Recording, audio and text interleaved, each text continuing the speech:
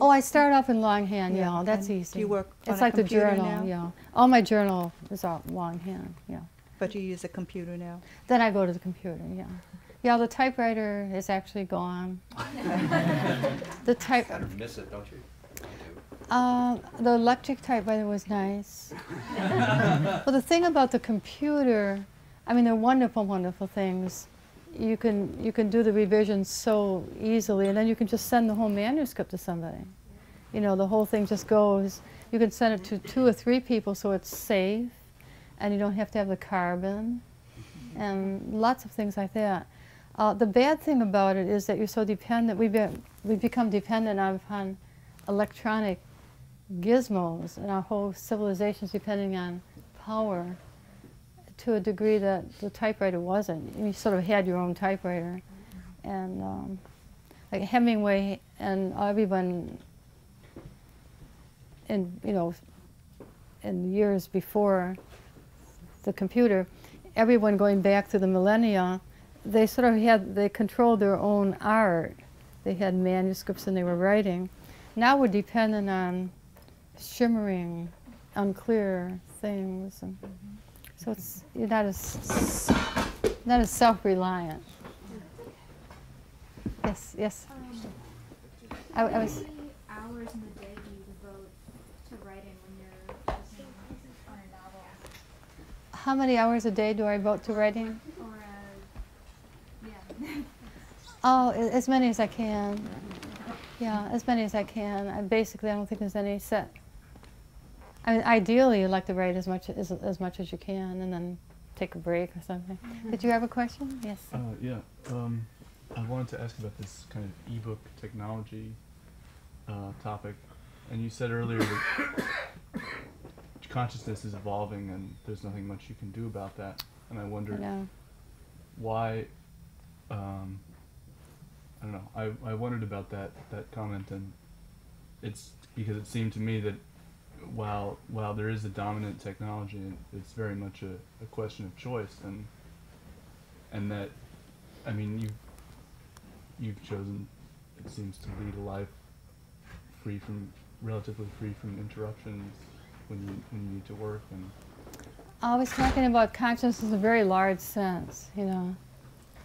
The power of Facebook, which I don't know much about, but the power of Facebook or Twitter or Tweet or whatever they're called, to get a whole generation of young people out revolting against a tyrannical dictator as in Egypt, to get these people out, that is somehow incomprehensible. I don't think newspapers had that power. I mean, or even television. It was something about a new consciousness that's global, and that young people are clicking onto it, of other people, not just young people. They're sort of clicking onto it and being unified in ways that they weren't before. So, I mean, obviously we don't have to do it. We can exercise that power by turning off it. But the e-books are great inventions if you're traveling and you want a lot of books and you can't take a whole trunk of books. But to curl up and read, you would want a book, because the book is physical, and I like to underline. So the e-book is sort of like a compromise, I think, because you can't take all the books with you. And many people have e-books when they travel, but I don't think they necessarily have them at home. Yes? Vaguely on this subject, did anybody come here tonight because you learned about this event on Facebook or on Twitter? Was Nobody. it on Facebook? Oh, sure. Are you on Facebook? I am. Is your face on Facebook? Yeah. This is not my idea, trust me. But Dan, who is up there, has been in charge of our Facebook, Mysterious Bookshop Facebook page. There are two. I have my own Facebook page, but the Mysterious Bookshop has a Facebook page. So, but I can access that without having a password? I guess so, right? Yes. What do I know? What are you asking me for? Well, every time I try to do something, I have to have a password. Yes. to get onto your own page, right? Um, I don't know. I'm out of it. Leave me alone. Password to get on Facebook, and then if you want to be a fan of the Mysterious Bookshop, all you do is click on it, and Well, you don't have to be approved. I have my password's always the same. It says name of my cat. I type it in repeatedly, and it always says invalid. Then it says Because it's probably too short. then it says would you like to reset it? So I reset it, and it says invalid. So at that point I'm giving up. Don't you have to have a minimum number of characters, like 7 or That's about something? seven letters. Well, I think I've done that. I That's put too the short. Your cat's name is short of it. Are you trying to sign in or are you trying to no. I added another letter. I mean, I'm not completely idiotic. Her name is 6 letters, and I added 1 more letter, and it still doesn't work. Add numbers at the end. numbers at the end? Okay, well, I can see that. This is really devolving into true boredom. Yeah, I have 2 questions for you. not about Twitter though, or No, Facebook. not about Okay, Twitter. good. I'm very intrigued by the fact that you've had a relationship with Mike Tyson. And I'm curious if, in your relationship with him, if he had ever been exposed to any of your work.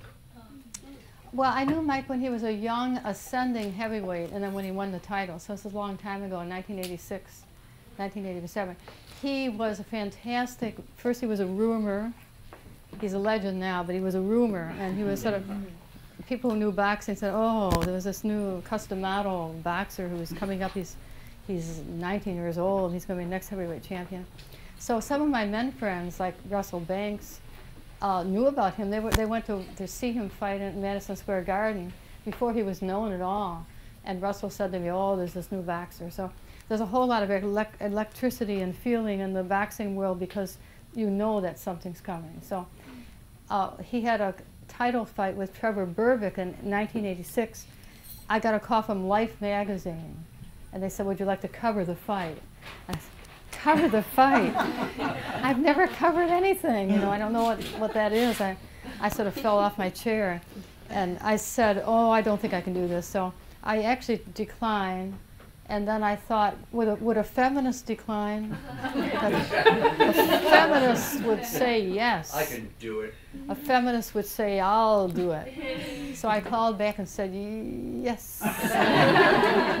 And so suddenly I found myself out in Las Vegas, not knowing what I was doing. I'd never done anything like this before.